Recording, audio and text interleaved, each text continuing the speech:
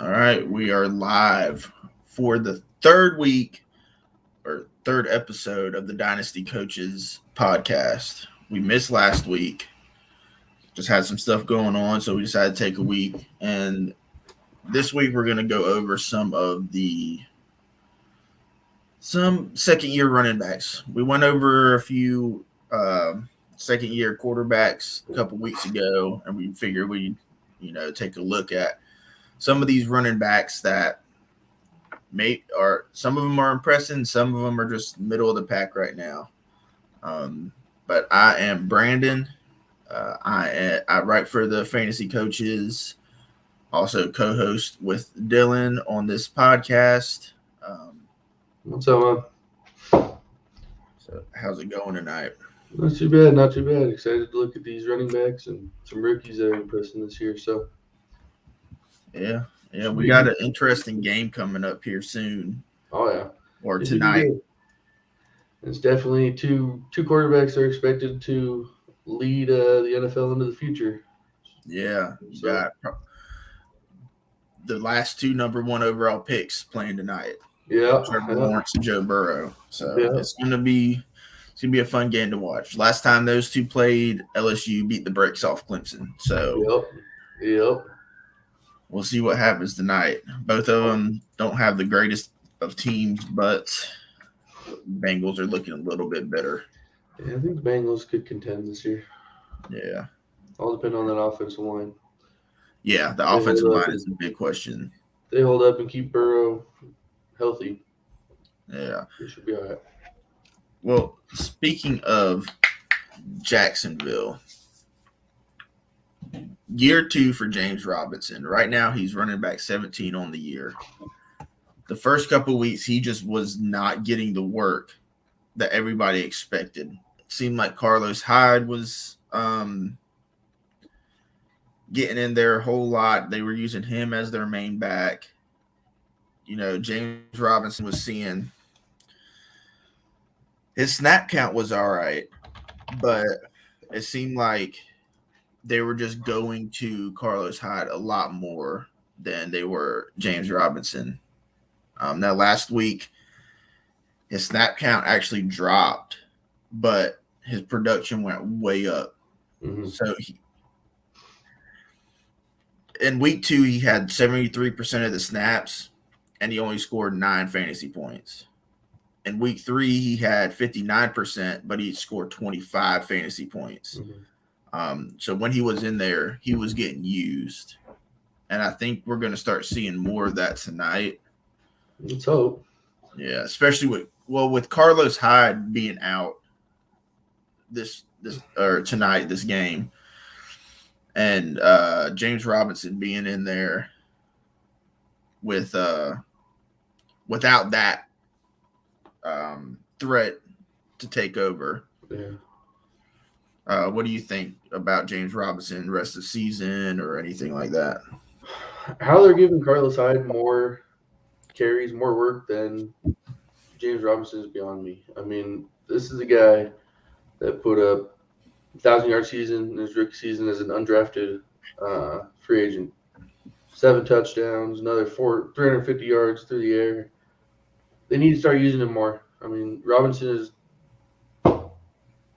galaxies ahead of Carlos Hyde, and if they don't start using him more, he's going to be a big bust. I mean, people were taking Robinson not as early as they would have had Etienne not been drafted, but he's still going for a fairly decent pick, especially when Etienne went out. So if they don't start using him more, he's going to be a big bust for sure. Yep.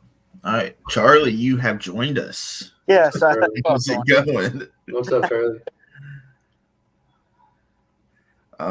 Charlie, what do you think about James Robinson throughout the first 3 weeks of the season and then for the rest of the season?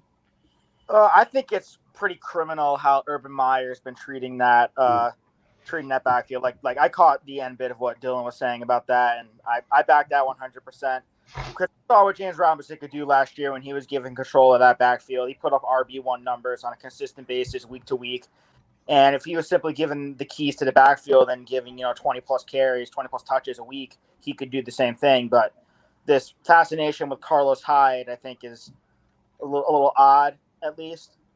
It's something that doesn't make sense to me. I get if ETN was healthy, he would see his fair share of touches, but with him out, it should be Robinson's backfield. Absolutely. I agree. This should be all James Robinson. As for the future, next year with ETN coming back off that torn ACL, that's probably going to be a murky backfield that you don't want to touch. But if you're a contender this year, James Robinson is a good guy to have on your roster. If you are looking to rebuild, he's a great guy to trade away to a contender who's looking, for extra running back depth or anything like that. Redraft, he might be a good buy low right now. Yeah. Because if they decide to start giving him more work, especially if he has a great game tonight, he could be. Last year, he's a league winner. Yeah. I don't know if he's ever going to be that good, but he has a chance of a winning team right now. Mm-hmm. Yep. And he's running back 17 on the year right now in PPR leagues. So for where you drafted him and what you were expecting, you're happy currently. Let's move on to another guy that's kind of the past couple weeks has saw his value just skyrocket. And a lot of us didn't know what to make of this backfield because your quarterback is the touchdown vulture in that offense. And that running back is going to be Zag Moss. He's had 3 touchdowns in the past 2 weeks. He's been clearly their number one running back. But can you trust him? I think you can. It's hard because the Bills, they're always switching off backs. 1 week it's Moss, 1 week it's Singletary, then next week it's Moss again. But Moss just looks – I think he looks so much better than Singletary. Singletary has a fumbling problem right now. He has 3 fumbles in 3 games. Moss only has 1. Singletary hasn't looked great in the passing game. Moss has looked better, and Moss is being used more as their goal line short yardage guy. So I would take Moss over Singletary any day. So Moss is definitely the better option in that backfield, but for fantasy aspects, I still wouldn't put too much trust in him because, like you said, Brandon, Josh Allen is the touchdown vulture. He rushes for a lot of touchdowns, especially when they get close to the goal line. Moss has definitely been better than Singletary this year. Singletary's had those fumble issues. But for deeper leagues, I have no issue. Zach Moss, someone I'd be targeting to maybe help me out if I need a flex, per se, on a weekly basis. Yeah, I was going to say low end number 2, high end flex. Yep, I agree. I wouldn't trust him any more than a flex option week to week. Now, he was a guy that I was buying up everywhere I was drafting in every startup league because he was going behind Devin Singletary. So I figured I'd just get the cheaper option and see what happens. So right now I'm happy. He's running back 27 on the year, which, high-end running back 3, which is nice to see. His snap count has went way up. Week 1, he didn't play at all. Then week 2, he got 28% of snaps, but he still had 15 points. So he was super efficient. And even, 28% of snaps, he still had 2 targets. And that's something that surprised me is his targets. He had 2 last week, 3 this week. And this past week, he had 56% snap percentage. So he's been getting more into the game. We'll see how that goes this week against Houston. I'd say if it happens 3 times in a row, that's more than a coincidence. Mm-hmm. So this week will be definitely one to watch to see what happens with Zag Moss. let's go into probably the best second-year running back. And it's crazy how this worked out because this guy was regarded as the best back in the draft before the 2020 NFL draft.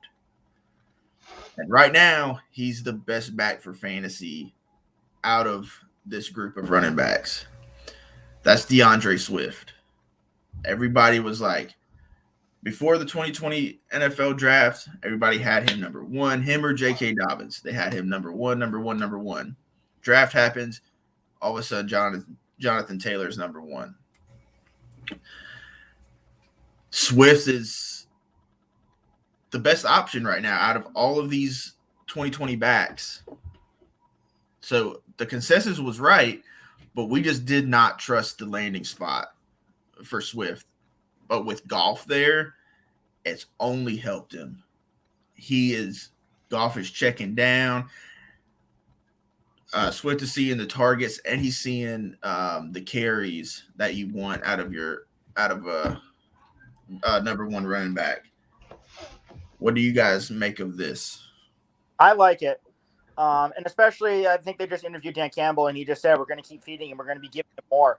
So I think the sky's the limit at this point for Swift. And we've been seeing him produce in fantasy for the past couple of weeks. He had 20-plus fantasy points in PPR leagues. He's been cracking the end zone. He's seeing his targets because Goff is running back friendly for fantasy. He likes to dump it down, especially on a bad team that's often playing from behind. You're going to see a lot of running back checkdowns. The volume's there. He's been capitalizing on it. He's only going to continue doing so. Yeah, I've seen a lot of people say, well, what about Jamal Williams? He's there too. But Detroit, the only other option for them to throw to is T.J. Hawkinson. I mean, They have no other receivers at all that have stepped up to do anything. So in offense like that, I mean, you can afford to have two running backs that are putting up good production. I mean, like I said, you're not going to have anybody else there, so. Yeah, he's looking really good for fantasy. I mean, through 3 weeks, he has 23 targets, which is insane. He's caught 19 of them, so he has 19 catches in 3 games. He's getting to work. I don't think he stays a top 5 running back for the rest of the season, but as far as Dynasty goes, he's got to be a top 5 Dynasty asset at running back right now. I mean, I don't know if that's a huge question. I know we got a good bit of young guys in here, but so far he looks to be the best of the bunch, which is what everybody thought before the NFL draft happened. Now let's move into who was the consensus number one or the 101 in your typical one quarterback draft at running back after the 2020 NFL draft. And he's been the worst of the bunch. Other than J.K. Dobbins and Cam Akers, who were injured, Clyde Edwards-Helaire has been terrible for fantasy. He had a bounce back week last week in week 3, but other than that, he's wherever you drafted him, you've been disappointed. What do y'all make of that situation? He had a good week, but he fumbled again, and that's two fumbles in 2 weeks. I know that he didn't really have a fumble ever before that, but if it's starting to become a problem, then Andy Reid's not going to have any issue going to one of his backups. I know there's not really much there after him, but Daryl Williams has been known to have some good weeks in there, and if he's going to protect the ball, we're going to see him more on 2-minute drills and short yardage situations. So the Chiefs just haven't used Clyde Edwards-Helaire a lot. I mean, he needs to get more work. If he does, we might see an uptick in production. But as right now, he's just not producing the way we need him to. He's also, in addition to his fumbles, had issues in pass protection and in a pass-happy offense. That's Mhm. something that Andy Reid wants to see. So he'll take him off the field for several snaps, especially for a prolific passing attack with Patrick Mahomes at the wheel. He needs all the protection he can get. We saw what issues the Bucs caused in the Super Bowl. So if Clyde can't help protect his quarterback, he's not going to see as much as someone like Daryl Williams or one of the other running backs in that stable. Yeah, that team is built around Mahomes, so if he's not going to protect, he's not going to be in. Exactly. Yeah, this isn't a LaShawn McCoy situation where, he's a important piece of the offense. Clyde's he's been getting the snaps. He just hasn't been getting the work, which that doesn't bode too great for fantasy.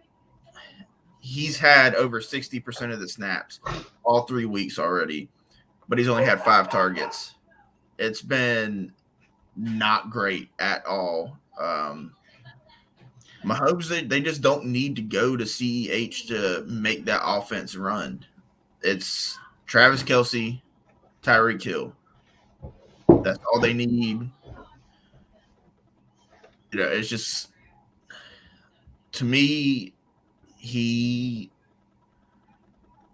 after this year, if he continues on this path, he's a bust for me. He wasn't worth the draft capital that you had to reach and take him at. I mean, he was going 101, 102. And I was even seeing him taking 101 in super flex leagues. It was insane, and you just have not gotten what you wanted out of him.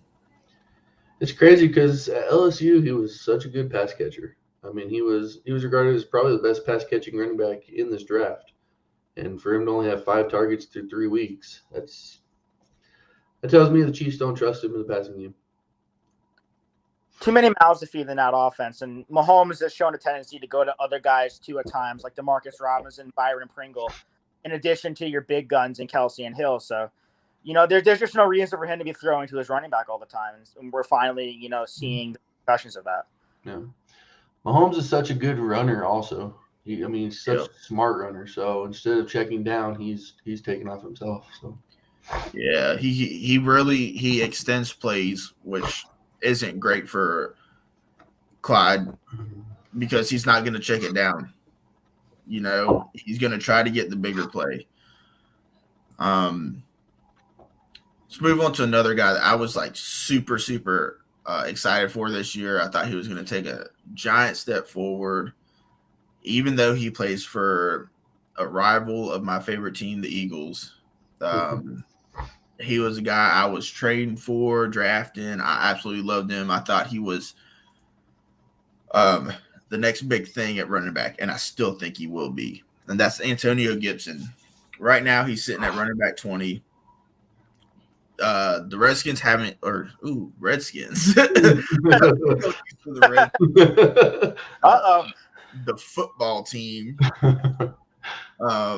just haven't been using him a whole lot so far. You see on 2-minute drives, it's J.D. McKissick, who's been better in the passing game. But then last week, you really saw what Antonio Gibson can do. He broke a 73-yard screen pass and took it to the house. So he's a running back 1 for me. I still have him there. Right now, he's sitting at running back 20. I only see that going up this season. What do y'all think? Ron Rivera has been teasing us. He's been promising us that Gibson's going to get that McCaffrey type role in Washington.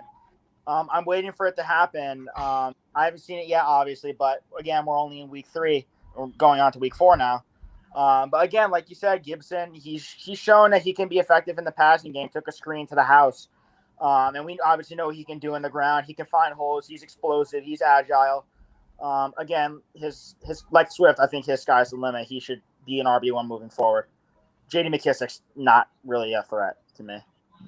He's killing him, though. I mean, you have pass catching vulture. That's really it. Yeah. J.D. McKissick goes away, Antonio Gibson is going to be great. But until then, I mean, prior to that 73-yard catch for a touchdown. He had 22 yards receiving. So on the year, McKissick is just vulturing everything from him, and we saw it how many times last week where it was goal line run, and it was McKissick in instead of Gibson. Yeah, it's frustrating as all can be, but until McKissick goes away, his production is gonna be limited. Yeah, for sure, and I don't think they're just quite ready to hand the whole offense to Antonio Gibson. But honestly, at some point, they're going to have to. Heineke, he's a serviceable quarterback, but he's not going to win you games. No. You got to get the ball into, just say, the second best offensive weapon on that team, besides McLaurin. Gibson can carry the ball 20, 25 times a game if that was what was needed. He's a big back. He doesn't take huge hits. He knows how to get down. I think he can handle that kind of workload and then also still see a lot of work in the passing game. He was not a running back at Memphis. He was like a Swiss Army knife. Yep. That's what he was at Memphis. He did everything. Wide receiver, running back, wherever they lined him up. But now he's truly focused on being a running back. And I'm liking what I'm seeing. I just see it with him. He's somebody that maybe somebody's panicking on, and I'd be trying to go make a trade for him. Oh, yeah. The talent's definitely there. So if he ever gets the opportunity to be the lead back and not share with McKissick, he's going to explode. So, yep. Yeah, he's still a great asset for Dynasty, obviously. Oh, yeah. Just he draft limited. Yep, absolutely. And this was a guy, that you were getting in the third round of that 2020 rookie class. I know some people were taking the back end of the second. I know some leagues where it was falling to the fourth round. So if there's ever guys like this where they don't have one true position, but when they make the jump to the NFL, it's looking like the teams are going to stick him somewhere and have him work like that. And then you see how he's a physical freak. In your rookie drafts next offseason, take chances on guys like this in the third and fourth round. That's when you do it. You don't take chances in the first. You don't take chances in the second. Third, fourth round, take a chance on somebody like this because you never know. It could pay off big time. And now even if you were rebuilding, you could flip Antonio Gibson for 2 firsts. Mm-hmm. So it's just worth it to take guys like that in your league. Speaking of a physical freak, this is the last running back that I wanted to bring up tonight, and that's Jonathan Taylor. I mean, the dude's a monster. He's huge. He's fast. He can catch the ball, even though they're not letting him in Indianapolis. I thought right now he's the running back 28 on the year, which I thought that he'd be much higher than that right now, especially with an upgrade at quarterback with Carson Wentz. But it just seems like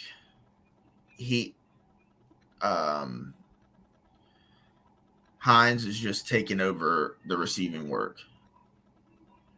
Since week 1, he's had 2 targets. Mm-hmm. Week 1, he had 7 targets, and that was his highest, scoring week. I don't really know too much what to do with him right now. His snap percentage has been falling. He hasn't. The past 2 weeks has been 45% and 48%. It's starting to go down. It's starting to see kind of what's happening here. He's somebody that is worrisome with Wentz back there at quarterback. how are y'all feeling about Jonathan Taylor this year? It's frustrating again with him. It's kind of like the Antonio Gibson thing. Is Jonathan Taylor is leagues ahead of Nyheim Hines in talent, and for him to only be getting 48% and 45% of the snap share is criminal. I mean, the team should be built around Jonathan Taylor. Their passing game, other than Michael Pittman, who's starting to come along a little bit, not really anybody else there. If he gets the work like a Deandre Swift is getting, or one of the big time backs in the league, I mean, the Dalvin Cooks, the Derrick Henrys, if he starts getting that workload, he's top 5 back for sure. But culture's so high on Nyheim Hines, I don't know if that's ever going to happen. Taylor should be an RB1, but factors haven't gone in his favor with Hines, and it also doesn't help that the offensive line hasn't really been at full strength, and neither has obviously Carson Wentz. They've been dealing with injuries on both of those fronts, and the game script hasn't really played into Indy's favor. They've been in a lot of situations where they're required to sort of come from behind and do a lot of passing work, and like Dylan said, they really favor Nyheim Hines for that. So Jonathan Taylor hasn't been seeing a lot of the field, and that's a little concerning for me because he has the talent and the skill to be a top 10 back in real life as well as in fantasy. He should be, but he's not right now. Yeah. Hopefully we see that change in week 4. I mean, they got Miami, who don't have their starting quarterback in Tua. Hopefully it's a little bit more positive of a game script for him. Yeah, that should be a ground and pound game. Yeah. I'll be interested to see what his snap percentage looks like after this week and see how much work he gets. Because the way they've been going, it obviously hasn't been working on offense. You can't put a whole offense on Carson Wentz's back like you could in 2017 when he was having that season, which is now 4 years ago at this point. Yeah. I think this week we start to see a little bit more work from Jonathan Taylor, and he's got a really good looking schedule coming up as far as, against bad run defenses. He's got Miami and then Baltimore and then Houston. So the next 3 weeks are looking pretty good for him. He might be a guy that you're able to get in for a discount right now from people just freaking out over it. Like, literally just happened 5 minutes ago. This league's a little wonky. We start 3 running backs. There's also 3 a quarterback and 2 super flex spots and 4 wide receivers. So it's like a wonky league, but a trade just went down. Robert Woods and Jonathan Taylor for Austin Eckler. Yeah. That was my look. I would not do that. Holy cow. Yeah, I was like, what in the world? I was like, that is not happening. It's a dynasty league.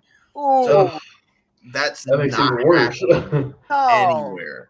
I don't even know if you could trade Eckler straight up for Jonathan Taylor right now. No way. In a dynasty league, I just don't see that happening. I don't know how that just happened. But Chargers fan. Yeah, that one's rough. But yeah. I actually have a dynasty trade question for you guys. Yep. One of the leagues I'm in, Dynasty, just Dynasty PPR. One of the teams in our league hasn't won yet, and he's already kind of on the sell train because he has some older guys he wants to move. And one of the guys he's considering moving is David Montgomery. Mm-hmm. And he's looking for a first-round pick right now. And so my question to you is, would you trade David Montgomery for a first-round pick? Do you think that's where his value is at? Is that his peak value? I actually think that's pretty good value for David Montgomery right now. His playoff schedule is looking real nice. He's a running back 2 right now, which I think first round value, especially in that. Is it a 2022 first? It would be a 2022 first. Okay, so yeah, I would. Unless it's a top pick, then I'd be holding on to that first. But if it's not, and I'm contending, I want David Montgomery. Yeah, what I understand, it would be like a mid to late first because contending teams are the ones obviously interested. So yeah, I would do it if it's mid to late. If it's early, then probably not. Bears' offensive line is just so bad right now. Yeah, their passing game's not much better. I mean, Andy Dalton is not a good quarterback anymore, and Justin Fields didn't look ready at all last week. So yeah. Dynasty, yeah, probably just because I believe Justin Fields will probably be a good quarterback when he figures it out, but it's just a matter of how long it's going to take him.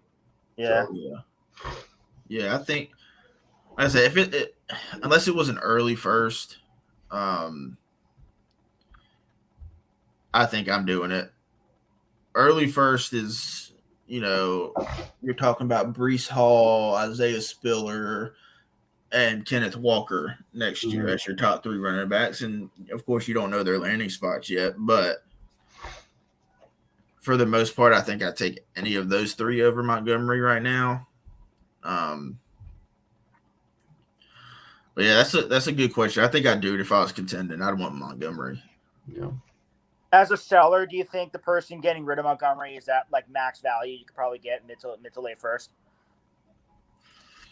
No, I think at the end of last season was his max value. So you're talking 2021 first and probably a second is what you were getting for him at the end of last season. Yeah, I don't think he's going to be able to repeat what he did last year. Mm-hmm. Not with the offensive line currently what it is. Yeah, so. Yeah, I don't know why I was seeing Chicago fans talk about Jason Peters, and I'm like, I watched him for the past 3 years get hurt on every other snap. So I don't think he's helping y'all at all. Is he like 738 too? He's pretty much done. Yeah, he's old. I think he's either 38 or 39. And for the past 3 years, he comes out on every other snap. He just doesn't have it anymore. He should have quit playing after the 2019 season. I'm surprised he wanted to play again this year. Mm-hmm. As you can see, he got whooped by Myles Garrett. I mean, 4.5 sacks is ridiculous. Bears are desperate for O-line help, especially after they let Charles Leno leave for Washington. Mm-hmm. Yep. Yeah, but all right, guys, I think that's going to wrap it up for tonight. Short one, but a sweet one. We got Jacksonville and Cincinnati coming up here in 15 minutes. So everybody enjoy the game tonight. We will catch y'all next week. You can find me on Twitter at Brandon Cook FF and look for more Dynasty content coming out in the future. For sure, man. It's a good show. Good talking with you guys. Great show. Awesome. See y'all next week. All right, guys. See ya.